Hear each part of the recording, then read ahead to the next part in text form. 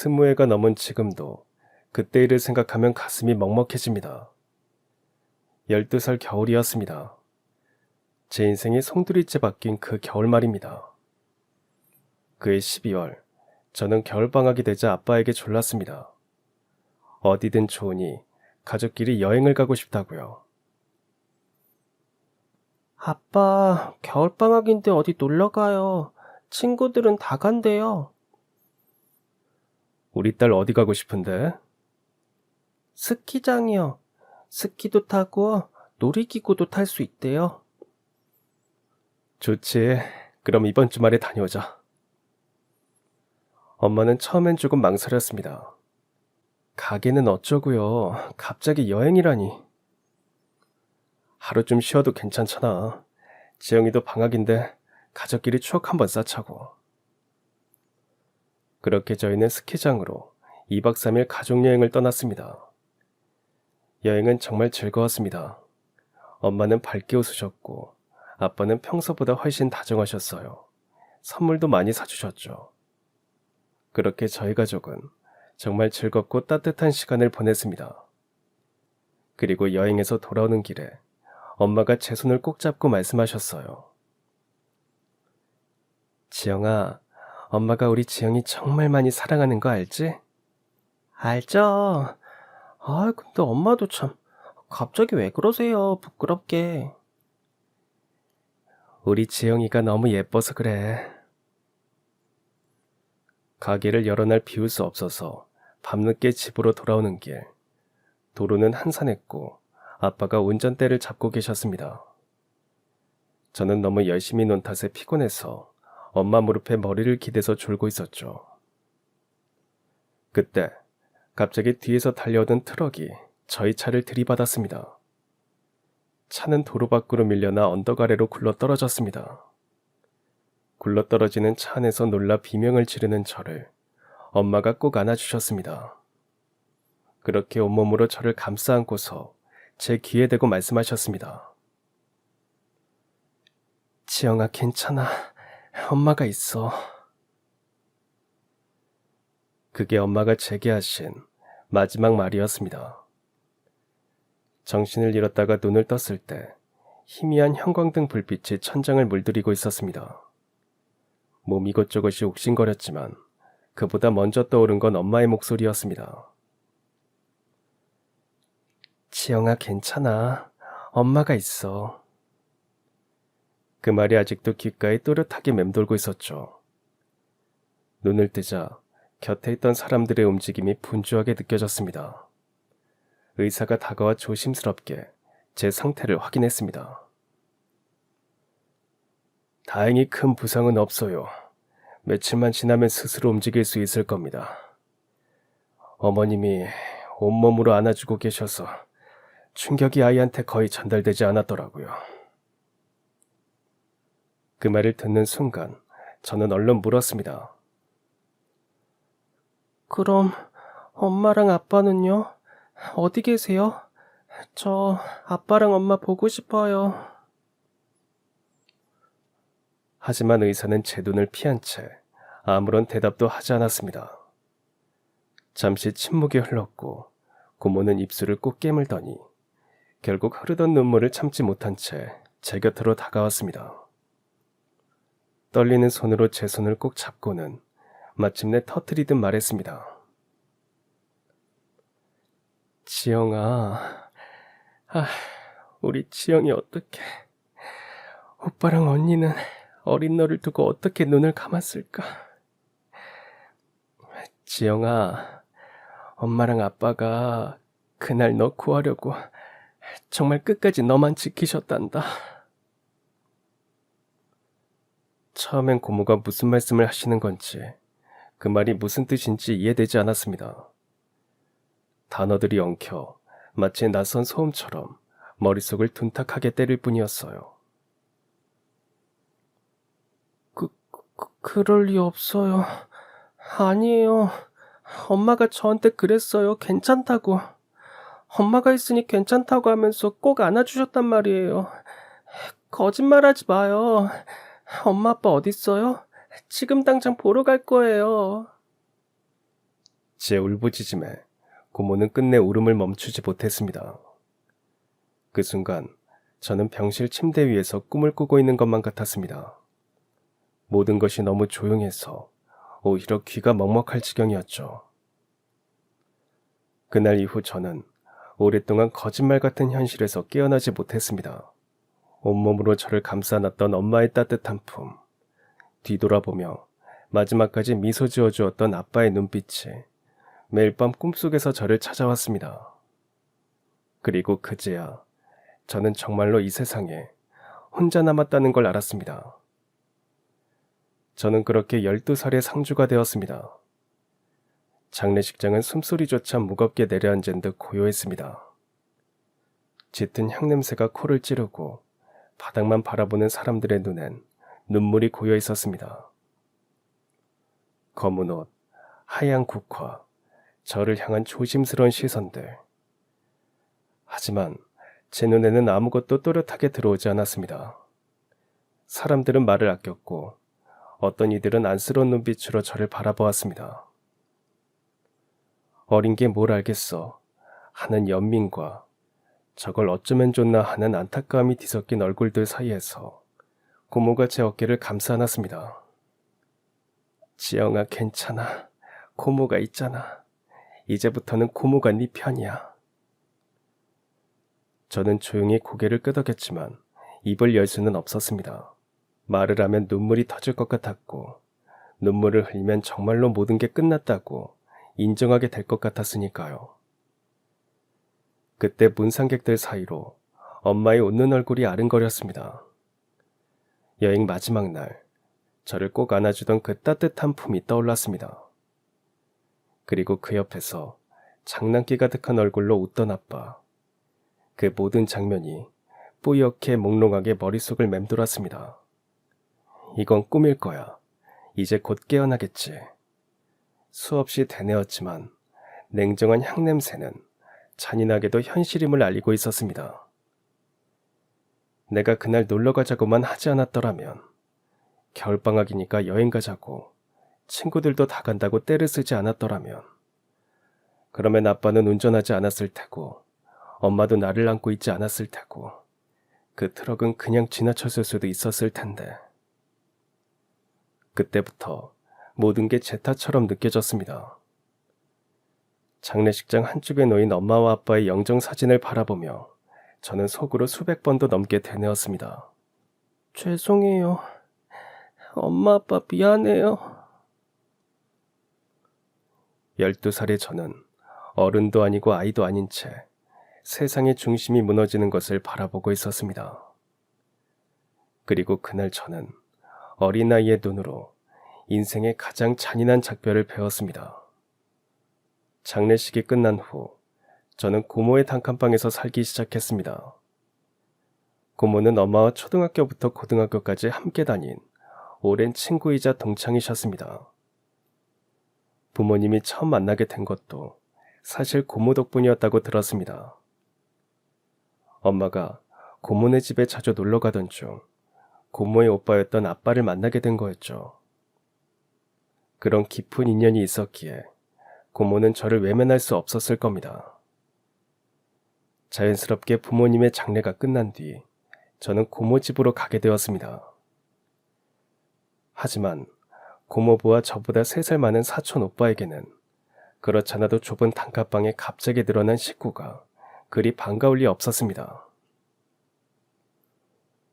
지영이는 언제까지 데리고 있을 거야? 언제까지라니, 그게 무슨 말이에요. 지영이가 갈 데가 어디 있다고요. 그래도 언제까지 같이 있을 수는 없잖아. 우리 형편이 넉넉한 것도 아니고.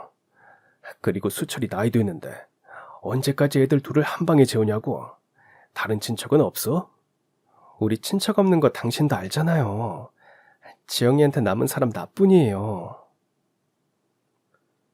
고모부와 고모가 목소리를 낮춰 이야기하는 걸 들으면서 저는 방 한구석에 웅크리고 앉아 있었습니다. 어린 나이였지만 제가 환영받지 못한다는 사실은 뼈저리게 느껴졌습니다. 사촌 오빠는 저를 노골적으로 싫어했고 고모부는 아예 말조차 거의 걸지 않으셨습니다. 아, 언제까지 여기 있을 거야? 방도 좁은데. 아. 사촌 오빠가 저를 구박할 때마다 고모는 그를 크게 나무라셨습니다. 하지만 그런 일이 반복될수록 고모부와 사촌 오빠의 시선은 점점 더 차가워졌습니다. 가족들의 시선이 차가워질수록 저도 점점 움츠러들었습니다. 밥을 먹을 때도 눈치를 봐야 했고 씻을 때는 늘 마지막 순서를 기다려야 했습니다. 새로 전학 간 학교에서도 아직 적응하기 어려웠는데 집에서는 눈치를 보느라 마음을 놓을 틈조차 없었습니다.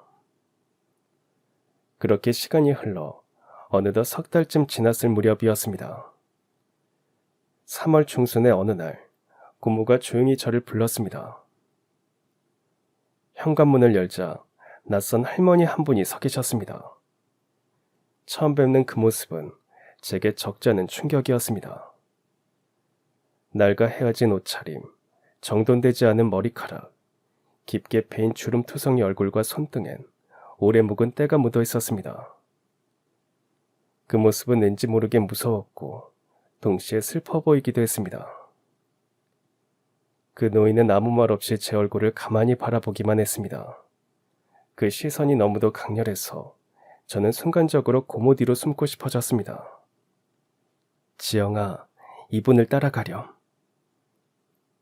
왜요? 이분은 누구신데요?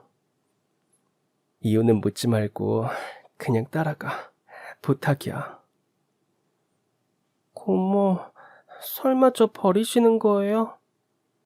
제 말에 고모의 눈가에 눈물이 맺혔습니다. 그러나 동시에 어딘가 모르게 안도한 듯한 표정이 엿보였습니다. 그 표정은 마치 복잡한 감정을 꾹 눌러 담고 있는 듯 했습니다. 그런 거 아니야. 이분이 너를 더 잘 돌봐주실 수 있어. 그래서 보내는 거야. 그게 무슨 말씀이세요? 이분이 누군데 저를 돌보세요? 가보면 알게 돼. 부디 고모 말을 믿어줘. 고모의 목소리에는 간절함이 묻어 있었습니다. 그런데 이상하게도 그 간절함은 저를 향한 것이 아니라 그 노인을 향한 듯 느껴졌습니다. 그때 그 노인이 조용히 입을 열었습니다. 괜찮다. 천천히 생각해도 돼. 뜻밖에도 노인의 목소리는 따뜻하고 부드러웠습니다. 외모와 달리 말투에는 묘한 품위가 느껴졌습니다. 사실 저에게는 선택의 여지가 거의 없었습니다. 고모 집에 더 머무는 건 불가능한 일이었고 그렇다고 다른 갈 곳이 있는 것도 아니었거든요. 요즘 들어서는 차라리 고아원에 혼자 찾아가야 하나 고민하던 참이었습니다. 그래서 제 대답은 그리 오래 걸리지 않았습니다. 알겠어요. 고모가 그러시는 데는 이유가 있겠죠. 그렇게 저는 노인과 함께 집을 나섰습니다. 그 순간 등 뒤에서 고모의 목소리가 들려왔습니다.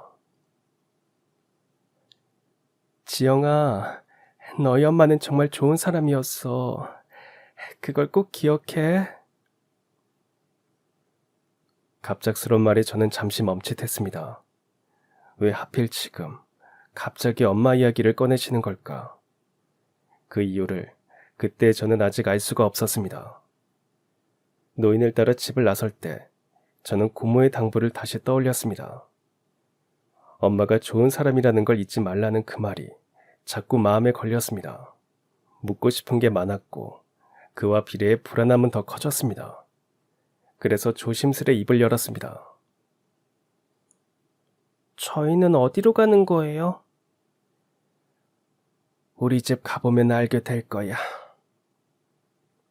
짧고 단호한 대답이었지만 이상하게도 그 말에 큰 거부감은 들지 않았습니다.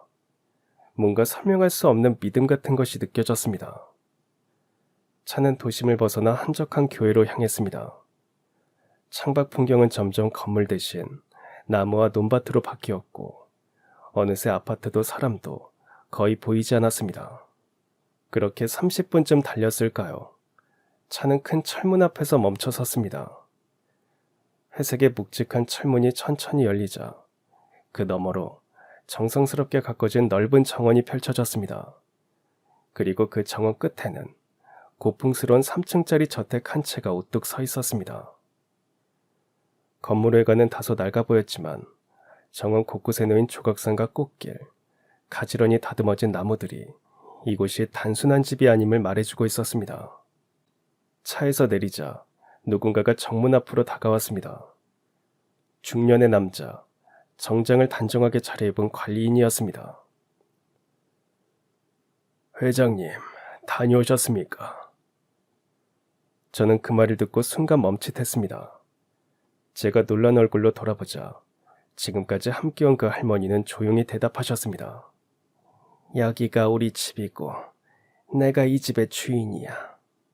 눈앞에 있는 낡은 옷차림의 노인이 이 웅장한 저택의 회장님이라는 말이 도무지 믿기지 않았습니다. 불과 몇 시간 전까지만 해도 고모의 단칸방에서 눈치 보며 살던 저를 돌봐준다는 할머니가 회장님이라니. 도대체 어떻게 된 영문인지 막 13살이 된 저는 알 수가 없었습니다. 묘한 두려움과 낯섦, 그리고 설명할 수 없는 기대감이 뒤섞여 가슴 한켠을 조용히 두드렸습니다. 집에 도착하자 그동안 무뚝뚝했던 할머니의 말투가 갑자기 한결 부드러워졌습니다. 춥진 않았니? 참얼미는 안 했고. 그 순간 이상하게도 마음 한구석이 간질거렸습니다. 마치 오랫동안 잃어버린 무언가를 조심스레 되찾은 듯한 기분이었습니다.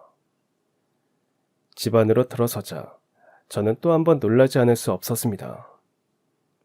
비록 가구들은 오래돼 보였지만 모든 물건들이 가지런히 정돈되어 있었고 공기에는 따뜻한 차향이 은은히 퍼져 있었습니다. 배경에서는 클래식 음악이 조용히 흐르고 있었죠. 정말 이상했습니다. 처음 와보는 집인데 이상하게 마음이 편안해졌습니다. 배고프지? 뭐 먹고 싶은 거 있니? 아니요, 괜찮아요. 그런데 할머니는 누구세요? 왜 저를 데려오신 거예요?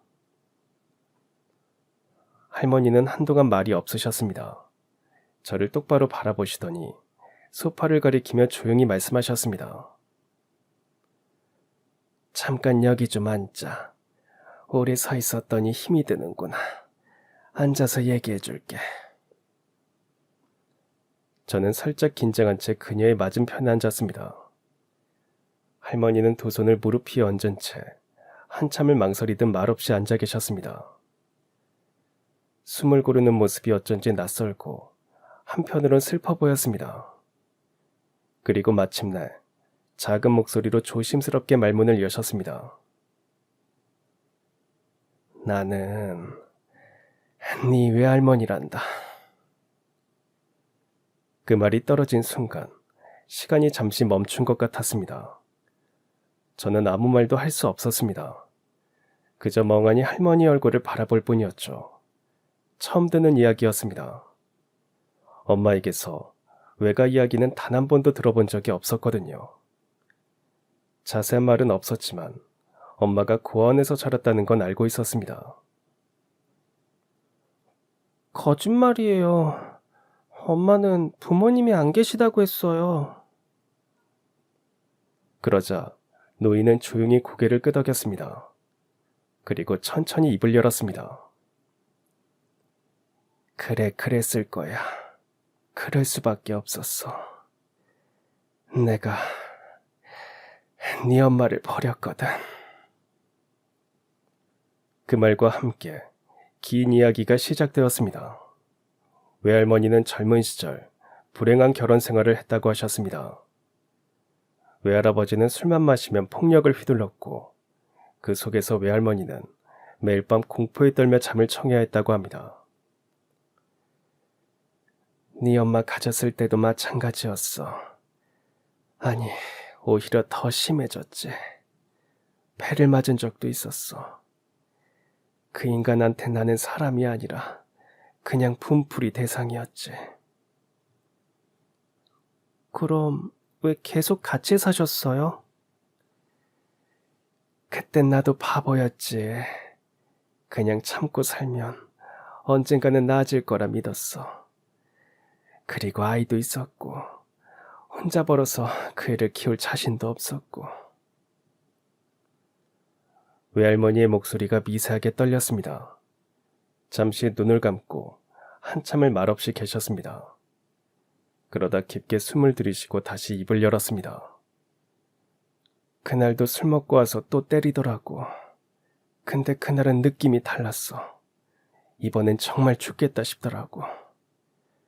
그래서 죽도록 맞다가 정신을 차려보니 내가 그 집을 뛰쳐나왔더라고. 신발도 안 신은 맨발로 옷도 못 챙기고 네 엄마를 챙겨 데리고 올 생각도 못했어. 그저 살아야겠다는 생각뿐이었단다. 그리고 외할머니는 한동안 말을 잇지 못하셨습니다. 침묵 속에서 그날의 기억을 꺼내는 일이 얼마나 힘든지 그대로 전해졌습니다. 하지만 언젠가 다시 데리러 가려고 했어. 돈 모아서 함께 살 집 하나만 마련되면 그 집에서 다시 시작하자고. 네 엄마 데리고 나와서 정말 제대로 살아보자고. 그게 내 꿈이었어. 그게 내가 악자까지 버틴 이유였고. 외할머니는 식당에서 접시를 닫고 주방에서 허드렛 일을 하며 하루하루를 버텨내셨다고 했습니다. 잠은 제대로 자지도 못했고 손에 물집이 잡혀도 신경 쓸 겨를이 없었습니다. 오직 하나, 돈을 모으는 일에만 신경을 쓸 뿐이었습니다. 그리고 번 돈은 어디 딴 데 쓸 생각조차 안 하셨다고 합니다. 모든 건 오직 하나, 내 손으로 다시 아이를 키우겠다. 그 마음 하나로 긴 세월을 버텨오셨다고 했습니다. 그땐 정말 하루하루가 전쟁 같았어. 하지만 몸이 부셔져도 괜찮으니까 네 엄마를 다시 볼 수만 있다면 그걸로 됐어. 그렇게 꼬박 5년 동안 밥 한 끼 사먹는 사치도 새 옷 한 벌 입는 여유도 없이 모으고 또 모아서 집 한 채를 마련하셨다고 했습니다. 그리고 마침내 엄마를 데려오기 위해 집을 찾아갔을 때 외할머니가 집을 나가고 얼마 안 있어서 외할아버지는 급성 알코올 중독으로 세상을 떠났고 맡아줄 사람이 아무도 없었던 엄마는 결국 고아원에 맡겨졌다는 사실을 그제 알게 되셨다고 했습니다. 외할머니는 당연히 고아원에 가면 엄마를 만날 수 있을 거라 믿으셨다고 했습니다. 하지만 찾아간 고아원에서 돌아온 대답은 너무도 차가웠습니다. 이미 입양되었습니다. 그 이후의 정보는 제공할 수 없습니다. 이름도 어디로 갔는지도 절대 알려줄 수 없다는 말뿐이었습니다. 그 말을 듣는 순간 외할머니는 모든 것이 무너져 내리는 것 같았다고 하셨습니다. 5해 동안 딸을 다시 품에 안는 날만을 그리며 살아왔건만 그날 그 희망이 눈앞에서 산산이 부서졌던 겁니다. 그날 고아원을 나오는데 사람 마음이 무너진다는 게 뭔지 그때 처음 알았어. 외할머니는 그렇게 고아원 앞에 하염없이 앉아 계셨다고 했습니다. 아무것도 할 수 없는 무력감 속에서 이름도 얼굴도 목소리도 모르는 누군가의 품에 안겨 떠나버린 딸을 다시는 만나지 못할까봐 그 두려움을 꾹꾹 눌러 삼키며 하루를 견디셨다고 합니다. 그때부터 미친 사람처럼 네 엄마를 찾아다녔어. 전국의 초등학교를 하나하나 돌아다니면서. 그 말씀은 단순한 표현이 아니었습니다. 정말로 외할머니는 발이 닿는 곳마다 찾아다니셨다고 했습니다. 딸의 이름을, 얼굴을, 목소리를 간직한 채 혹시라도 닮은 아이를 마주치면 가슴이 철렁 내려앉았고 학교 앞에서 한참을 멍하니 서 있던 날도 수도 없이 많았다고 했습니다. 동시에 외할머니는 생계를 이어가야 했습니다. 그저 버티기 위해 시작한 도시락 장사는 하루하루 조금씩 입소문을 타기 시작했고 어느새 손님이 끊이지 않는 작은 식당이 되었고 결국엔 프랜차이즈로까지 성장하게 되었습니다. 그렇게 지금은 전국에 300개가 넘는 가맹점을 둔 누구나 알만한 큰 회사가 된 거였습니다. 그럼 돈이 엄청 많으신 거네요? 외할머니는 씁쓸하게 웃으며 고개를 저으셨습니다.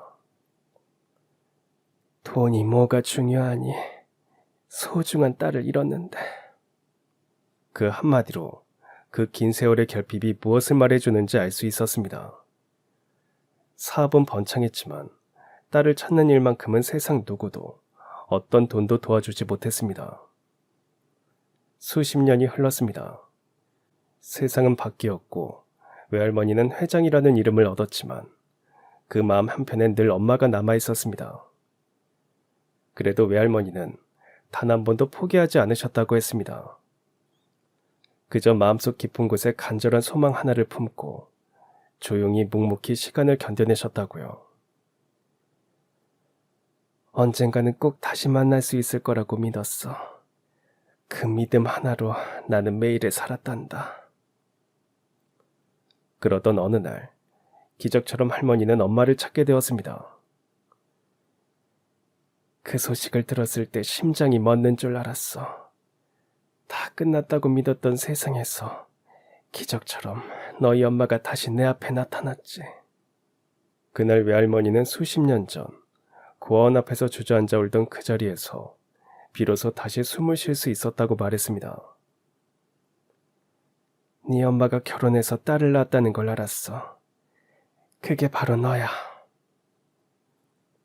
그때부터 외할머니께서는 멀리서 조용히 저희 가족을 지켜보셨다고 합니다. 눈앞에 있는 딸과 손녀의 모습을 보고도 선뜻 다가설 수는 없었다고 하셨습니다. 이미 너무 많은 시간이 흘러버렸고 갑작스레 나타나면 혹시라도 엄마가 놀라거나 상처를 받지 않을까 그 걱정이 앞섰다고 하셨습니다. 그래서 외할머니는 스스로를 그저 동네 어르신처럼 보이게 만들었다고 하셨습니다. 해진 옷을 입고 폐지를 줍는 척하며 엄마가 오가는 길목을 천천히 걷기도 하셨답니다. 혹시라도 엄마가 눈치챌까봐 항상 얼굴을 가렸고 멀리서 바라보는 것만으로도 만족하며 스스로를 다독이셨다고 합니다.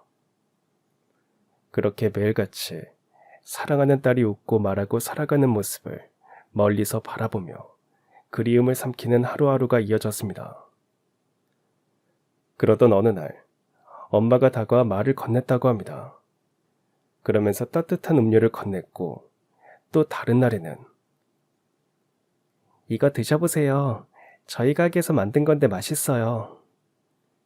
하며 간식도 챙겨주고 여느 겨울날엔 목도리를 살포시 둘러주기도 했답니다.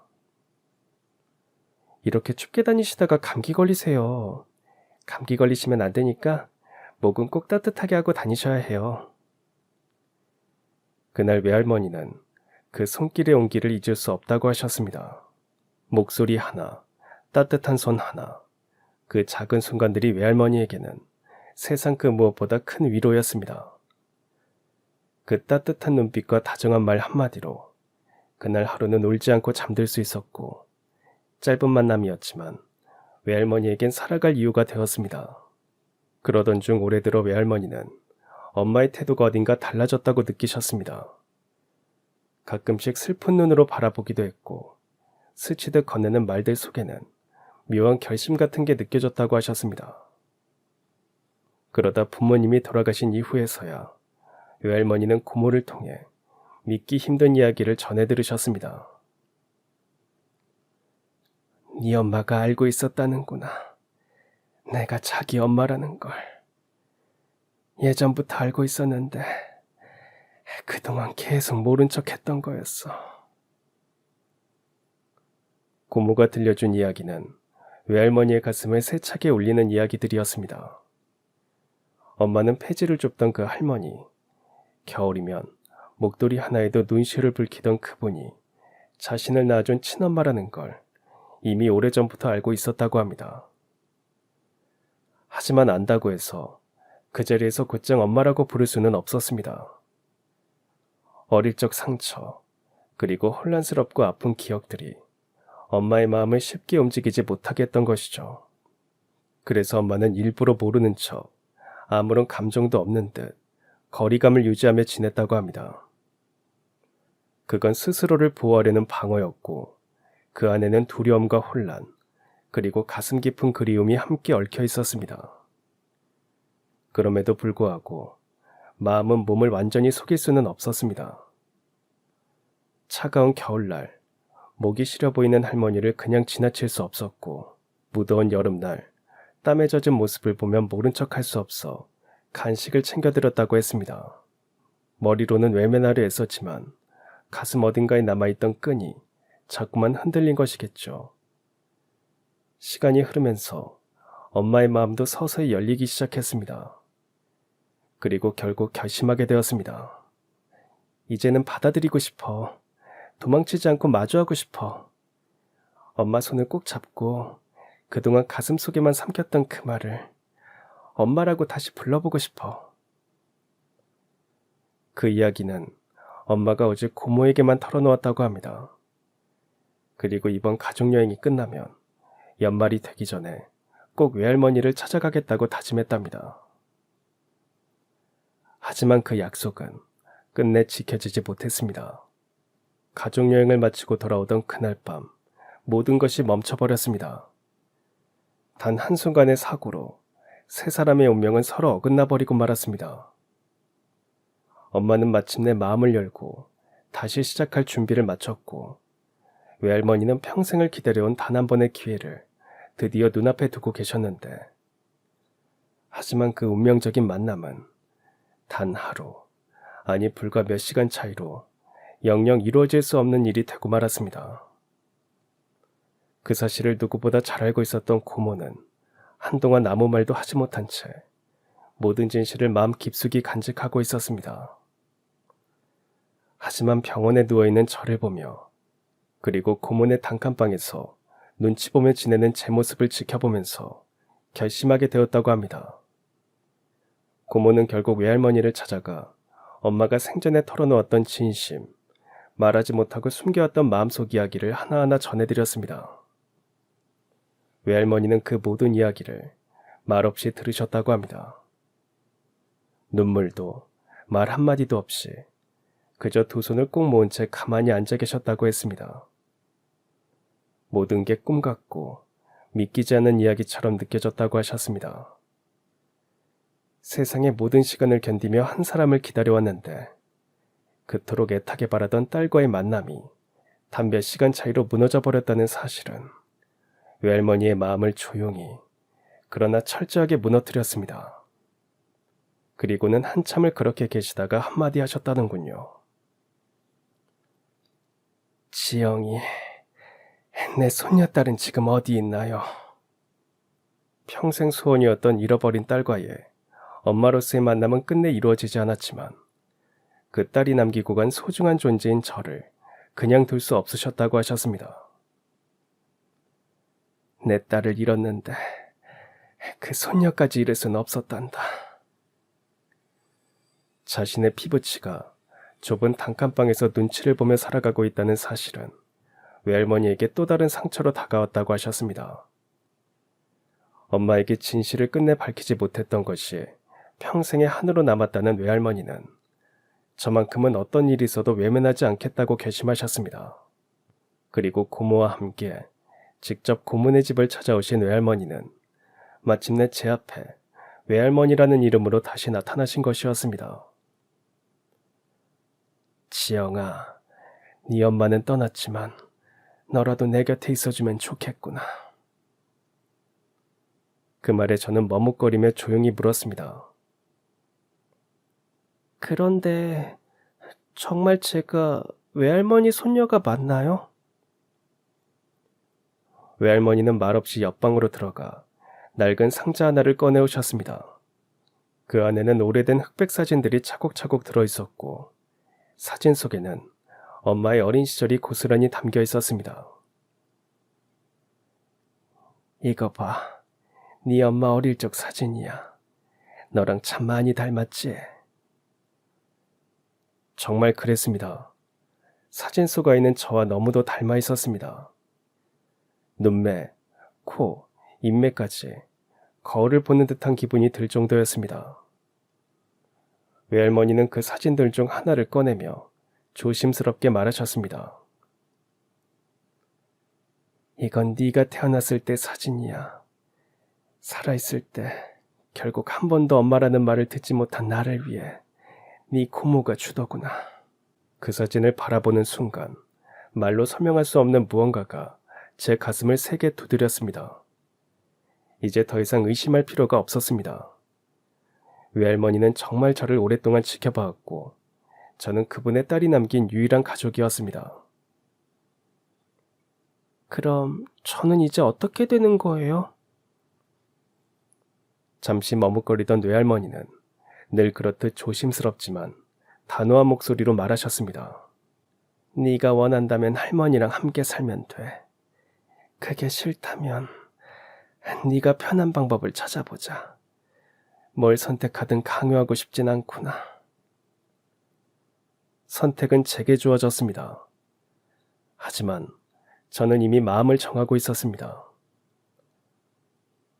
저 할머니랑 같이 살고 싶어요. 외할머니는 그 말을 듣자마자 말없이 저를 와락 끌어안으셨습니다. 어깨가 작게 떨릴 만큼 꼭 끌어안고 귀에 속삭이듯 말씀하셨습니다. 고마워. 정말 고맙구나, 지영아. 그날부터 저와 외할머니의 새로운 삶이 시작되었습니다. 외할머니는 저에게 모든 걸 아끼지 않으려 하셨습니다. 좋은 학교로 진학시켜 주셨고 공부에 필요한 책임에 오시며 필요한 건 먼저 챙겨주셨습니다. 하지만 그런 것보다 더 따뜻했던 건 무언가를 사주는 손길 너머에 담긴 진심이었습니다. 그 집에는 오랜만에, 아니 처음으로 가족이라 부를 수 있는 온기가 있었습니다. 처음엔 모든 게 낯설고 어색했습니다. 갑자기 커다란 집에 살게 되었고 가정부 아주머니도 있었으며 어린 시절과는 전혀 다른 생활이 펼쳐졌습니다. 할머니는 지금까지 혼자 사셨어요? 네 엄마를 두고 혼자 도망쳐 나온 이후로 누구와도 가까워지지 못했지. 그저 일만 하면서 네 엄마를 찾는 데에만 전부를 쏟았어. 그 말에 저도 고개를 끄덕였습니다. 저 역시 부모님을 잃은 뒤 가족이라 부를 수 없는 사람들 속에서 긴 시간 외로움을 견뎌야 했으니까요. 근데 이제 네가 있잖아. 더 이상 외롭지 않을 것 같아. 그 말이 이상하게 따뜻하게 느껴졌습니다. 외할머니는 바쁜 와중에도 저녁 식사는 꼭 함께 하셨고 주말이면 짬을 내어 나들이도 함께 다녔습니다. 지영아, 오늘 학교는 어땠어? 수학시험 봤는데 100점 맞았어요. 정말? 아이고, 우리 지영이 똑똑하네. 할머니가 상 줘야겠네. 외할머니는 제 작은 성취에도 아낌없는 칭찬을 해주셨고 무엇보다 부모님에 대한 이야기를 자주 들려주셨습니다. 네 엄마도 참 공부를 잘했다고 하더라고. 고모한테 받은 사진 또 보여줄까? 그 사진들과 이야기들은 어느새 제가 부모님을 그리워할 수 있는 소중한 추억으로 자리 잡아갔습니다. 어느 날 문득 깨달았습니다. 외할머니를 만난 이후 제 삶이 완전히 달라졌다는 걸요. 부모님을 잃은 상실의 시간을 외할머니와 함께 살아가며 조금씩 치유해갈 수 있었습니다.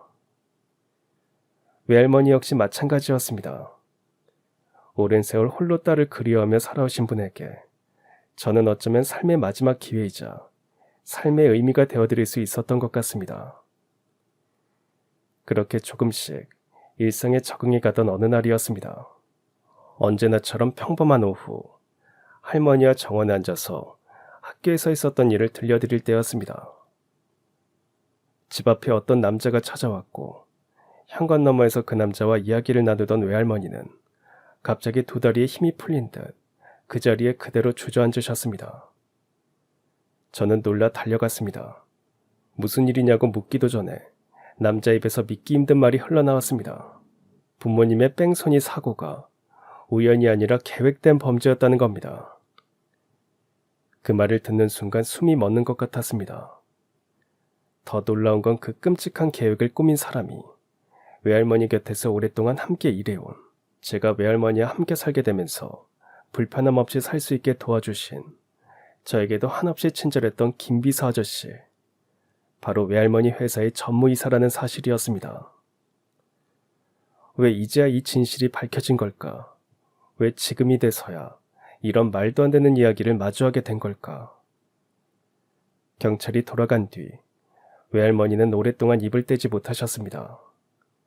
그저 가만히 소파에 앉아 두 손을 꼭 쥐고 계셨습니다. 그 모습은 오래전 고모에게서 엄마의 마지막 이야기를 들으셨을 때와 똑같았습니다. 잠시 후 외할머니는 천천히 이야기를 꺼내셨습니다. 부모님이 돌아가신 직후 외할머니는 망설임 없이 곧장 경찰서를 찾아가셨다고 합니다. 사고 원인을 듣고 너무 이상했어. 운전 미숙 때문이라니. 네 아버지가 운전을 얼마나 잘했는데. 말이 안 됐어.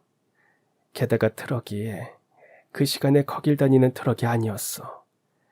사고 지점이 누가 일부러 노린 것만 같았어. 직감적으로 그냥 사고가 아니다는 확신이 들었던 외할머니는 개인적으로 탐정까지 고용해 진실을 파헤치기 시작하셨습니다. 그리고 수개월의 추적 끝에 마침내 충격적인 진실이 드러났습니다. 범인은 외할머니가 15년간 가장 신뢰했던 사람, 회사 내 핵심 인물이자 개인 비서였던 김전무였습니다. 그 사람이 내 딸을, 네 부모를 죽였어. 왜요? 왜 그런 짓을? 우리 엄마 아빠가 뭘 잘못했는데요? 외할머니는 고개를 떨구며 한참을 말없이 계셨습니다. 그리고 힘겹게 말을 이으셨습니다. 아마 회사 때문이었겠지. 그 사람은 내가 가족이 없다고 생각했어. 내가 이 버릇처럼 나 죽으면 이 회사는 김전무가 운영하기라고 했었거든. 그러니 내가 죽으면 회사는 결국 자기 것이 될 거라고 믿었겠지. 그런데 내가 너희 엄마를 찾기 시작하자 계획에 금이 간 거야. 외할머니는 딸을 찾기 시작하며 자주 혼잣말을 하셨고 감정이 요동치는 날들이 많아졌습니다. 그 모든 걸 김전무는 가까이서 지켜보고 있었던 겁니다. 그리고 그는 몰래 우리 가족을 감시하기 시작했습니다. 여행 일정, 이동 경로까지 파악한 뒤 결국 트럭 기사를 매수해 사고를 계획한 것이었습니다. 트럭 기사에게 돈을 건넸더라. 그 트럭 기사가 그 돈으로 도박하다가 걸렸나 봐. 그 사람의 계좌를 추적하는 과정에서 이게 다 나왔나 봐. 통화기로 계좌 내역까지 사실 확인이 끝났다는구나. 분노와 슬픔, 배신감이 뒤엉킨 외할머니는 지체 없이 경찰에 신고했습니다. 김전무는 살인교사 혐의로 기소되었고 함께 공모한 트럭기사도 체포되었습니다. 외할머니는 그 모든 일을 겪으면서 담담한 듯 보였지만 눈빛 깊은 곳엔 또 다른 절망이 고여 있었습니다. 나는 딸을 2번이나 잃었구나. 한 번은 내가 버렸고 2번째는 내가 믿었던 사람 때문에 딸을 잃었구나. 이 모든 게 나 때문이야. 내 딸 불쌍해서 어쩌나. 내가 엄마가 아니었으면 아직도 살아서 지영이 너랑 행복하게 살았을 텐데. 이 죄를 다 어찌 갚을까. 그 말이 마음을 아프게 때렸습니다. 외할머니는 한평생 단 하나의 꿈, 딸과 다시 만나는 것을 위해 살아오셨습니다. 그런데 그 꿈을 무너뜨린 사람이 바로 가장 곁에 두었던 사람이었다니. 그것 때문에 자책하는 할머니가 장례식장에서 놀러 가자고만 안 했으면 이런 일이 안 생겼을 거라고 자책하던 제 모습 같았습니다. 할머니 탓 아니에요. 김전무 아저씨가 나쁜 거예요. 그 사람이 나쁜 거니까 그렇게 생각하지 마세요. 울면서 외할머니 잘못이 아니라는 저를 보며 외할머니는 말없이 제 손을 꼭 잡았습니다. 외할머니도 저도 서로를 잃지 않았다는 사실 하나에 겨우 마음을 붙들 수 있었습니다. 그날 이후 외할머니는 김전무와 트럭 기사를 응징하는 데 최선을 다했고 그들은 법의 엄중한 심판을 받게 되었습니다. 그 외할머니는 과거의 아픔을 조금씩 내려놓고 저와 함께 새로운 삶에 집중하기로 하셨습니다. 이제 난 너만 있으면 돼. 다시는 널 지켜주지 못하는 사람이 되지 않을 거야. 그 말에 저는 처음으로 외할머니의 손을 꼭 잡고 진심을 전했습니다. 할머니, 우리 이제 함께 있어요. 서로 절대 혼자 두지 말아요. 그렇게 우리는 또 한 번의 절망을 함께 이겨내기 시작했습니다. 세월이 흘러 저는 대학에서 경영학과를 전공하게 되었습니다. 외할머니의 권유도 있었지만 무엇보다 회사 경영에 대한 제 관심이 커졌기 때문이었습니다. 대학에서 많은 걸 배워와 할머니가 못 배운 것들까지 배우고 오렴. 할머니도 충분히 많이 아시잖아요. 아니야. 할머니는 경험으로만 배운 거야. 너는 체계적으로 배워서 더 훌륭한 회사를 만들어 보렴. 대학 4년 동안 저는 경영학은 물론 식품 영양학, 마케팅, 심지어 요리까지 폭넓게 공부했습니다. 모두 외할머니 회사를 더욱 발전시키기 위함이었죠. 방학마다 회사에서 인턴으로 일하며 실무 경험도 차곡차곡 쌓아갔습니다. 직원들은 처음엔 저를 어색해했지만 시간이 지나면서 점차 인정해주기 시작했습니다. 사장님 손녀분이 정말 열심히 해요. 이번 도시락 아이디어도 손녀분이 낸 거예요. 당연히 열심히 해야지. 세상에 공짜로 얻을 수 있는 건 없는 법이니까. 외할머니도 제가 일에 몰두하는 모습을 보시며 무척 뿌듯해하셨습니다. 네가 이렇게까지 잘할 줄 몰랐구나. 덕분에 회사가 탄탄해지고 있어. 할머니께서 튼튼한 기초를 만들어 놓으셨으니까 가능한 거예요. 대학을 졸업하고 본격적으로 회사에 입사했을 때 외할머니는 저에게 특별한 선물을 주셨습니다. 이건 네 엄마가 쓴 마지막 편지란다. 나를 만나기 전에 직접 전하려고 쓴 거래. 얼마 전에 네 고모가 이사 준비하면서 짐을 정리하다가 찾았다고 가져다 주더구나. 저를 외할머니께 보내 새로운 삶을 열어준 고모는 지금은 외할머니의 배려로 도시락 매장을 운영하고 계십니다. 그 덕분에 단칸방을 떠나 이번에 번듯한 아파트로 이사하게 되었죠. 그 과정에서 과거에 저를 힘들게 했던 고모부와 수철 오빠도 진심 어린 사과를 전해왔습니다. 지금은 오히려 외할머니 다음으로 가장 가까운 가족으로 저를 아껴주는 사람들이 되었습니다. 그런 고모가 발견해 전해준 편지. 봉투는 세월의 흔적처럼 누렇게 발해 있었지만 편지 안의 글씨는 놀랍도록 선명했습니다. 어머니, 그동안 원망하며 살았지만 이제는 이해합니다. 어머니도 얼마나 힘드셨을지 이제 제가 먼저 찾아갈게요. 그리고 제 딸도 꼭 소개해드리고 싶어요. 어머니에게 이렇게 따뜻한 가족이 있다는 걸 꼭 알려드리고 싶어요. 그 글을 읽는 순간 눈물이 조용히 그러나 멈추지 않고 흘러내렸습니다. 네 엄마의 마지막 소원이 우리 가족이 다시 함께 사는 거였어. 그리고 지금 그 소원이 드디어 이루어진 셈이지. 그날 이후로 저는 더욱 단단한 마음으로 회사 일에 매진하기 시작했습니다. 엄마의 바람, 외할머니의 기다림, 그 모든 시간과 마음을 잇는 사람이 바로 저라는 걸 느끼며 저는 그들의 꿈을 이어가는 삶에 진심을 다하기로 결심했습니다. 그렇게 세월이 흘러 저는 30이 넘었고 외할머니는 서서히 일선에서 물러나셨습니다. 그리고 어느 날 조용히 말씀하셨습니다. 지영아, 이제 회사는 네가 운영해도 될 것 같구나. 네가 대표야. 나는 옆에서 조언만 해줄게. 할머니, 저는 아직 부족해요. 아직은 할머니가 옆에 계셔 주셔야 해요. 아유, 아니다. 지금도 충분해. 지금 회사에서 내가 하는 게 뭐가 있니? 네가 다 하는데. 네가 빨리 대표가 되어야 이 회사가 더 안정적으로 커나갈 수 있어.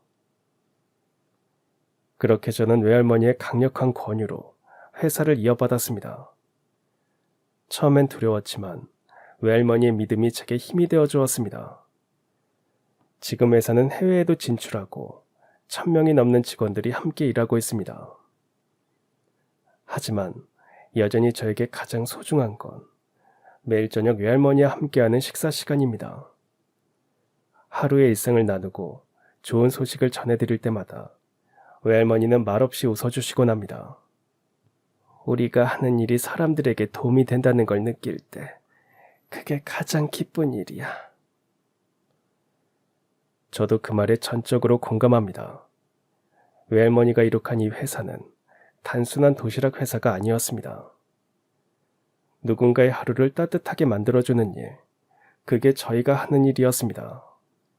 얼마 전 외할머니와 함께 부모님 묘소를 다녀왔습니다. 묘비 앞에서 한참을 서 계시던 외할머니는 조용히 말씀하셨습니다. 딸아, 엄마가 너를 지켜주지 못해 미안해. 하지만 네 딸은 이렇게 잘 자랐단다. 나중에 죽어서 너를 만났을 때 부끄럽지 않을 정도로는 키우려고 노력했어. 딸아, 나중에 나를 만나면 엄마라고 불러주면 좋겠구나. 그날 밤, 저는 외할머니와 오래도록 이야기를 나눴습니다. 과거의 상처, 그리고 앞으로 함께 꾸고 싶은 미래의 꿈들까지요. 할머니 덕분에 저는 진짜 가족이 뭔지 알게 됐어요. 할머니도 이제 한이 없어. 네가 있으니까. 회사 창립 50주년 기념식 날, 외할머니는 단상 위에 올라 짧지만 깊은 연설을 남기셨습니다. 이 회사는 도시락을 파는 곳이 아닙니다. 우리 가족의 이야기, 사랑과 기다림의 기록이 담긴 공간입니다. 그 연설을 들으며 저는 마음 깊이 생각했습니다. 우리가 가족이 될 수 있어서 정말 다행이다. 외할머니가 걸어온 길, 그 길 위에 제가 함께 걷고 있다는 사실이 무척이나 감사하게 느껴졌습니다. 요즘 저는 회사의 가족 친화 정책을 도입하고 도움이 필요한 이웃들을 위한 도시락 나눔 활동도 시작했습니다. 이 모든 건 외할머니에게서 배운 마음입니다. 회사가 번 만큼 세상의 따뜻함으로 돌려드려야죠. 가끔은 힘든 결정 앞에서 외할머니께 조언을 구합니다. 그럴 때 외할머니는 늘 같은 말씀을 하십니다. 사람을 먼저 생각해봐. 돈은 그 다음이야. 그 말이 지금도 제 경영 철학의 중심입니다. 가족이란 피보다 진심이었습니다. 사랑이란 때로는 긴 기다림이었습니다. 저는 오늘도 그 이야기를 한 끼 도시락과 함께 세상에 전하고 있습니다. 외할머니와 제가 걸어온 시간은 누군가에게는 평범한 이야기일지 모르지만 저에게는 세상에서 가장 소중한 유산입니다. 앞으로도 저는 외할머니와 함께 만들어온 이 따뜻한 이야기를 계속 이어가고 싶습니다. 제가 물려받은 진짜 유산은 돈도 건물도 아닌 사람과 사람 사이의 마음이었으니까요. 그럼 지금까지 사연 들어주셔서 감사합니다. 사연이 재밌으셨다면 구독과 좋아요 부탁드려요. 감사합니다. 안녕히 계세요.